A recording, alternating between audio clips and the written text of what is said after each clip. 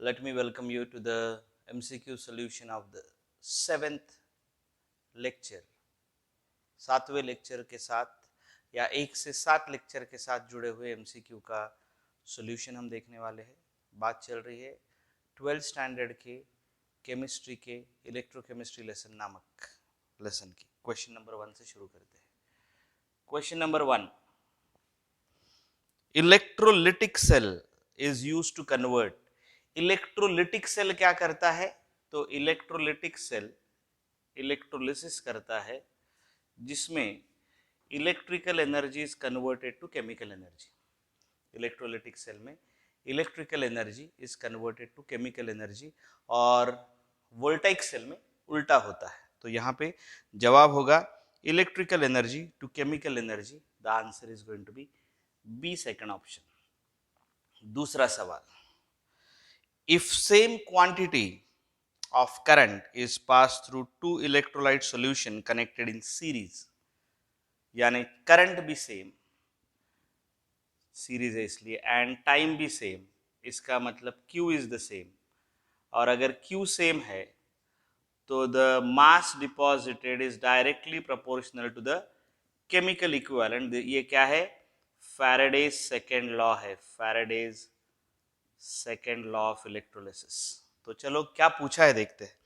If same quantity of current is pass through the two electrolyte solution connected in a series, then the amount of product liberated at the electrodes are in the ratio of their electrochemical equivalent, या E। The answer is B, second option. The answer is B, second option. तीसरा सवाल, question number 3, in which of the following 1 Faraday of electricity will liberate half gram atom? नीचे दिए हुए option में से कहां पे 1 फैराडे इलेक्ट्रिसिटी जब हम पास कराएंगे तो हाफ ग्राम एटम यानी half of atomic weight liberate होगा? कैसे ढूंढेंगे? चलो चारों ऑप्शन चेक करते हैं।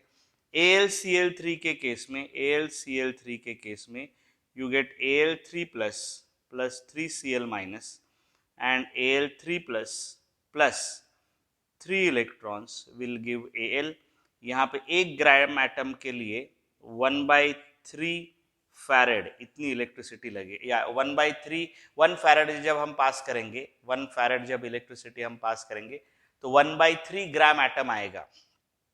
दूसरा ऑप्शन FeCl3 का भी ऐसे ही है, 1 फैराडे पास करने के बाद 1/3 ग्राम एटम आएंगे। CuSO4 के केस में देखिए, CuSO4 gives Cu2 plus SO42 minus Cu2 plus 2 electrons gives Cu। यहाँ पे 1 फैराड पास करने के बाद 1/2, ये यहाँ डिनोमिनेटर में आ जाता है, 1/2 ग्राम एटम होगा। That is the answer. NaCl के केस में नहीं कर रहा हूं अभी, लेकिन NaCl के केस में 1 फैराडे पास करने के बाद 1 ग्राम एटम आएगा, इसलिए यहाँ का जवाब ये सही है। ये ऑप्शन है सी, थर्ड ऑप्शन। क्वेश्चन नंबर 4 देखते हैं अभी। Total charge on 1 mole of a monovalent ion, monovalent ion, example Na+, 1 मोल लिया, 1 मोल लिया यानी कितना लिया? 6.022 इंटू 10⁻23 Na+ एटम्स लिए, तो उसके ऊपर का चार्ज कितना है ढूंढने बोल रहे वो। एक चार्ज अगर है, सॉरी, एक अगर पार्टिकल है, एक Na+ आयन, तो चार्ज आएगा प्लस 1.602 इंटू 10⁻19 कूलम। तो अगर 6.022 इंटू 10⁻23 Na+ आयंस है, तो how much will be the charge? 1.602 into 6.022 into 10⁻23 into 10⁻19, this is 96500 coulombs, 96500 coulombs, that is 9.65 into 10⁻⁴ coulombs, 9.65 into 10⁻⁴ coulombs। सही ऑप्शन है सी। पांचवा सवाल, पांचवा सवाल, on passing C amperes of electricity through an electrolyte solution for time t, m gram metal is deposited. The equivalent mass is equal to how much? How much is going to be the equivalent mass? The mass is directly proportional to the charge. M is proportional to IT. M is equal to Z into IT कहा जाता है. ये Faraday का first law है. ये Faraday का first law है. आई नहीं कहा है यहाँ पे, यहाँ उन्होंने सी कहा है और टी कहा है. So I write it as M is equal to, I will write it as M is equal to Z C T. M is equal to Z C T. और फिर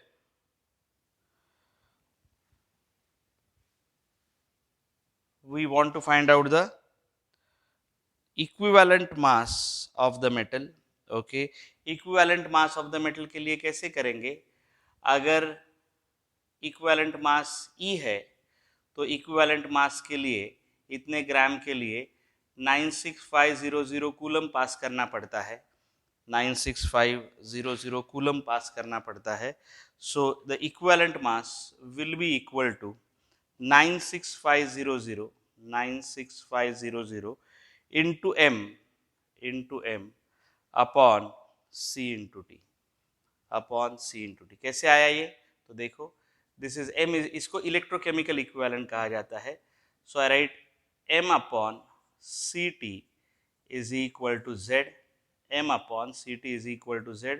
सो m upon C T is equal to e upon 96500 coulomb. From this I will get E is equal to m into 96500 upon ct. इसको ECE कहा जाता है, electrochemical equivalent. इसको equivalent mass कहा जाता है. और इन दोनों में का रिलेशन क्लियर है. Z is equal to E upon 96500. The relation between directly proportional है एक दूसरे को, electrochemical equivalent, and this is equivalent mass. This is equivalent mass. ये जेई और एनडब्ल्यूटी में आने वाले क्वेश्चन का टाइप है, इसको बड़े गौर से समझिएगा. ये है इक्विवेलेंट मास. और ऑप्शन क्या है फिर ये देखिए, ऑप्शन आएगा सी, थर्ड ऑप्शन. ऑप्शन आएगा ई, थर्ड ऑप्शन. छठा सवाल, सिक्स्थ क्वेश्चन क्या है? During electrolysis of concentrated aqueous NaCl, aqueous है, NaCl aqueous है, what is the product at anode? NaCl aqueous है, NaCl aqueous will split up into, या 2 ले लो, will split up into 2 times Na plus 2 times Cl minus. 2 times Cl minus will go to the positive electrode and will give chlorine plus 2 electrons. 2 times Na plus 2 electrons will deposit Na. नहीं, ये aqueous के case में ये नहीं होगा. aqueous के case में क्या होगा? aqueous अगर है तो 2 times HOH will give 2 times NaOH plus 2 times H plus. 2 times H plus 2 electrons gives H2. तो हाइड्रोजन डिपॉजिट लिबरेट होगा नेगेटिव इलेक्ट्रोड पे, और पॉजिटिव इलेक्ट्रोड पे वी विल हैव क्लोरीन का लिबरेशन. क्या पूछा है उन्होंने? What is the product at anode? What is the, बराबर है ना, पेज अलग हो गया मेरा.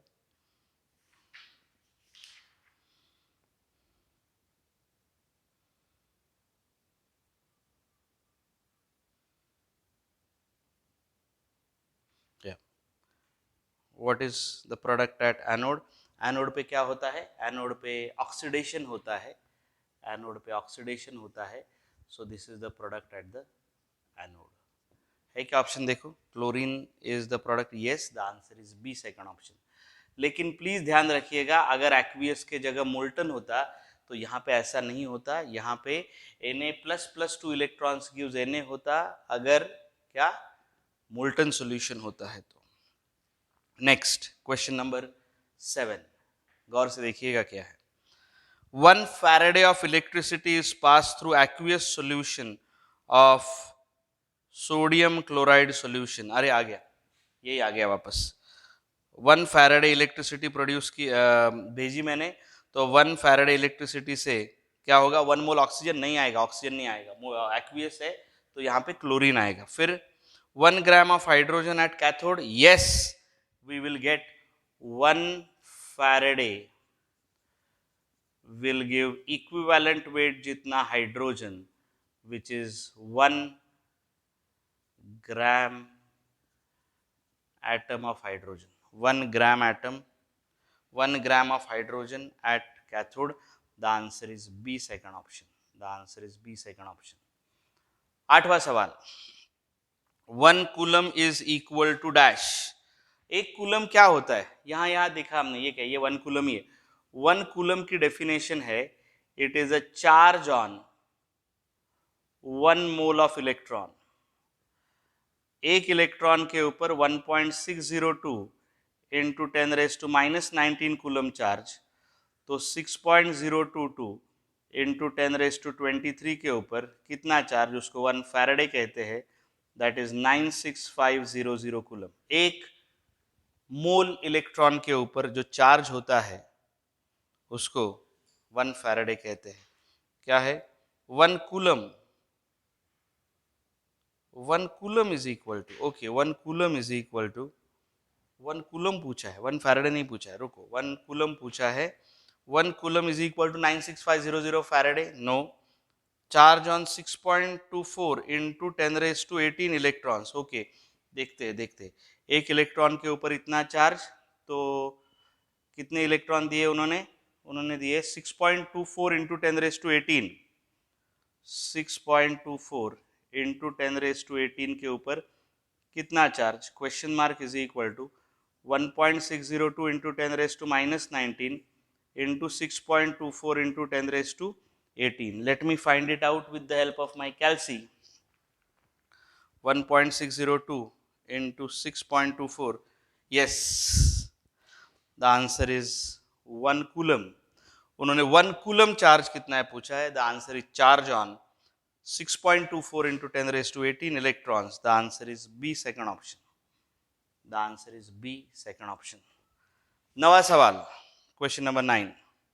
During electrolysis of fused NaCl, during electrolysis of fused NaCl, ये aqueous है, fused में क्या होता है मैंने आपको बताया, लेकिन let us see the question. The answer is chloride ions are oxidized. ये क्या, de-electronation is oxidation, and the answer of the 9th question is chloride ions are oxidized. That is A is the correct option. Chloride ions are oxidized. The answer is A, first option. आज का आखिरी सवाल, in electroplating the article to be electroplated, जिसका plating करना है मुझे, यही उदाहरण से समझेंगे कि अगर फ्यूज्ड होता तो ये दूसरी रिएक्शन क्या होती, 2 times Na plus 2 electrons gives 2 times Na, ये रिएक्शन होती। ये कहाँ पे होती, ये होती नेगेटिव इलेक्ट्रोड पे। नेगेटिव इलेक्ट्रोड क्या होता है, कैथोड के ऊपर ये रिएक्शन होती, यानी जो सब्सटेंस मुझे इलेक्ट्रोप्लेट करना है, जो सब्सटेंस मुझे इलेक्ट्रोप्लेट करना है, मुझे उसको कैथोड वो सब्सटेंस चाहिए जिसके ऊपर सोडियम का कोटिंग हो, इसलिए आंसर इसका आएगा, in electroplating the articles to be deposited is made up of a cathode, it is a cathode. तो कोशिश ये की है कि पूरा बोर्ड आपको एट वन गो देखने को मिले, ताकि you can understand and appreciate the answers of all the questions, first, second, third, fourth, fifth, sixth, seventh, eighth, ninth and 10th, all the MCQs, 10 MCQs are taken care of। आशा करते हैं कि आपको ये समझ में आया है भली भांति। कल वापस एक बार कुछ और MCQs के साथ मिलेंगे, तब तक के लिए रुक जाएंगे। Thank you so much and have a great day.